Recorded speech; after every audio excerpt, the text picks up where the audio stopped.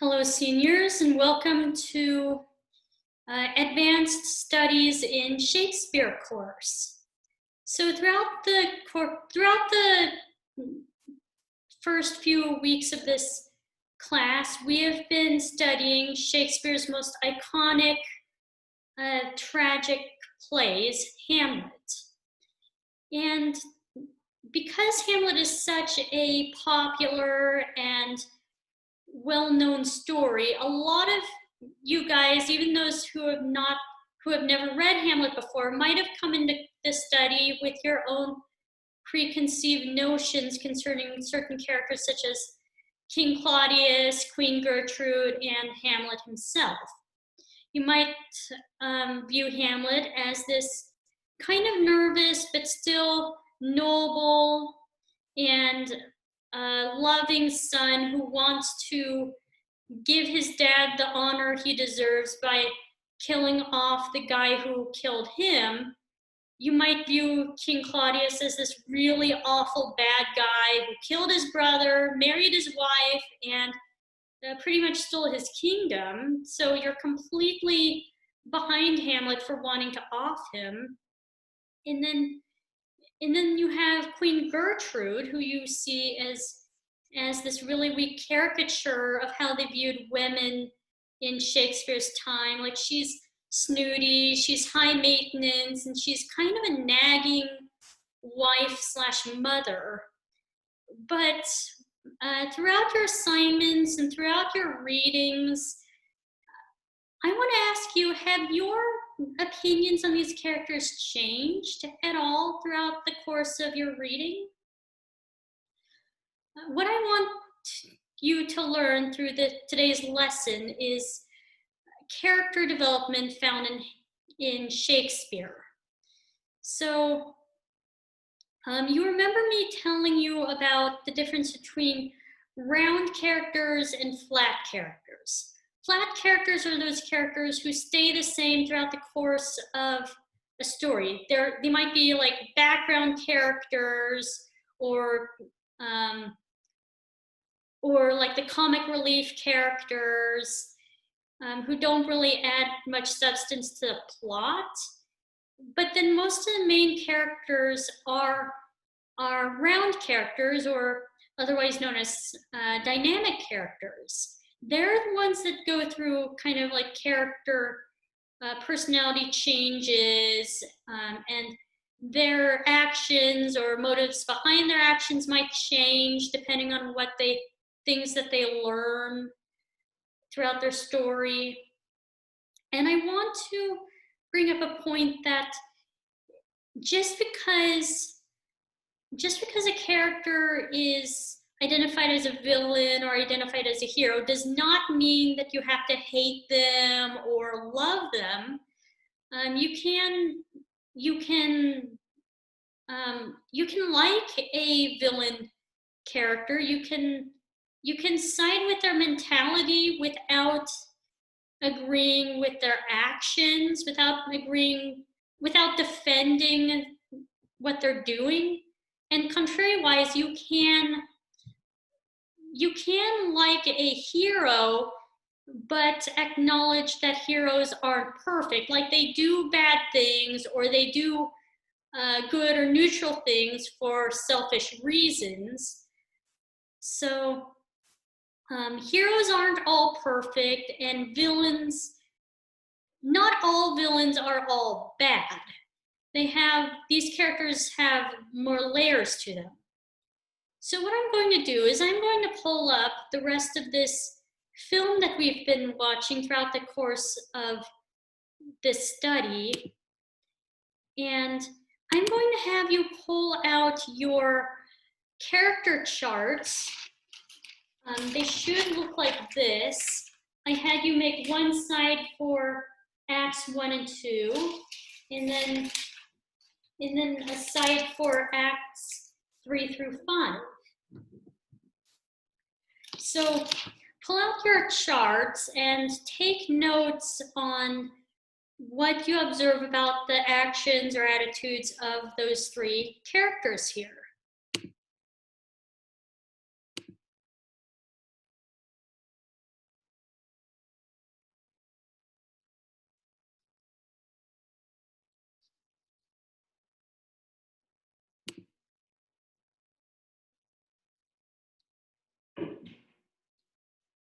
Okay, so that was the end of Hamlet. What I'm going to have you do now is I'm going to break you up into groups of 3 or 4, and I'm going to have you do a jigsaw discussion. This means that you're going to start with one group and have one person be your scribe and write down your observations on these characters. And then after about 5 minutes, I'll have you go on to another group and then keep doing it like that until I tell you it's time to regroup. Got it?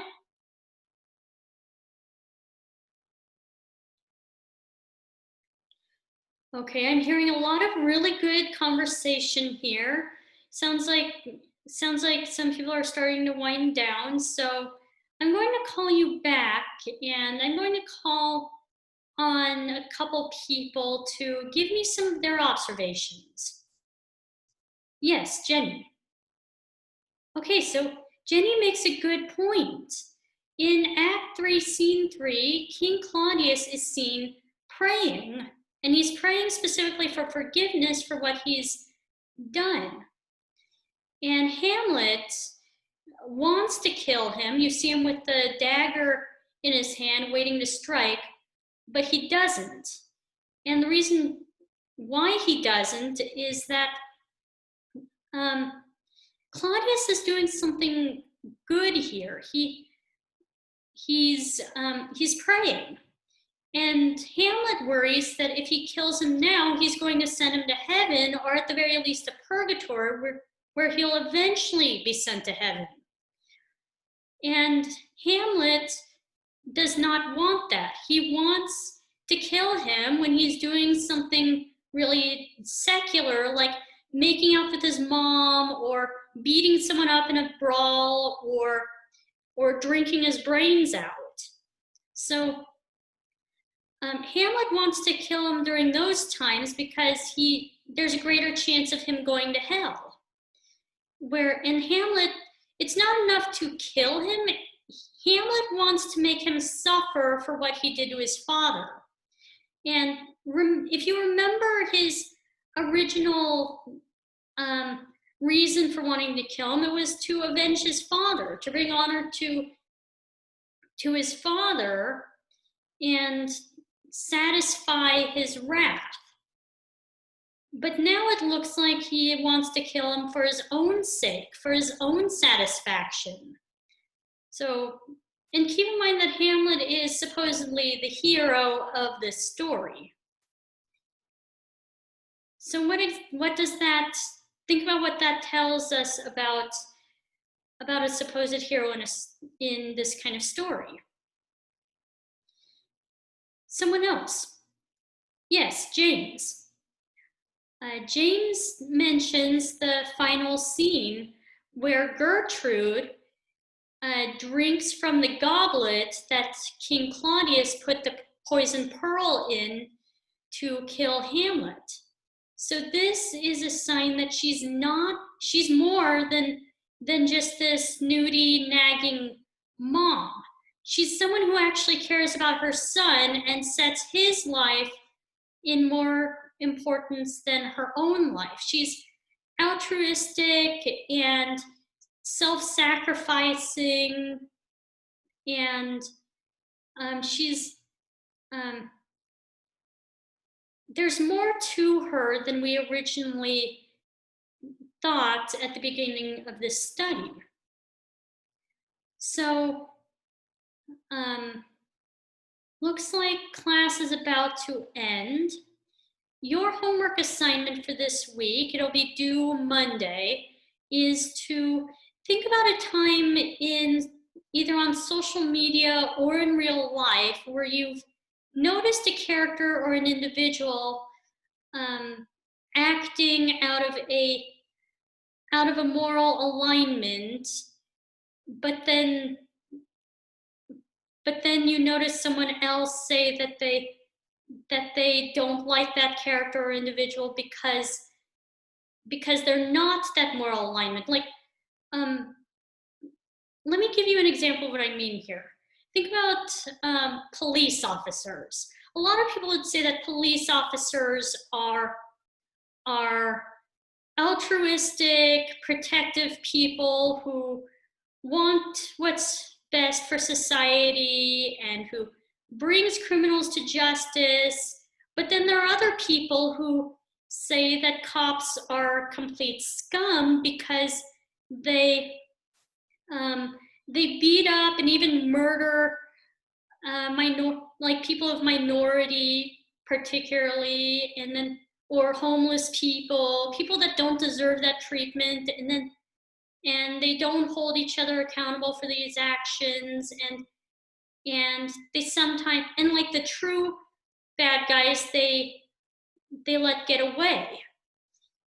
So you might hold that stance, you might hold another stance, the other stance, but just write an essay about where you've seen that kind of dynamic play out in social media or in real life. Just think about character development and how it's an important part of the act of storytelling.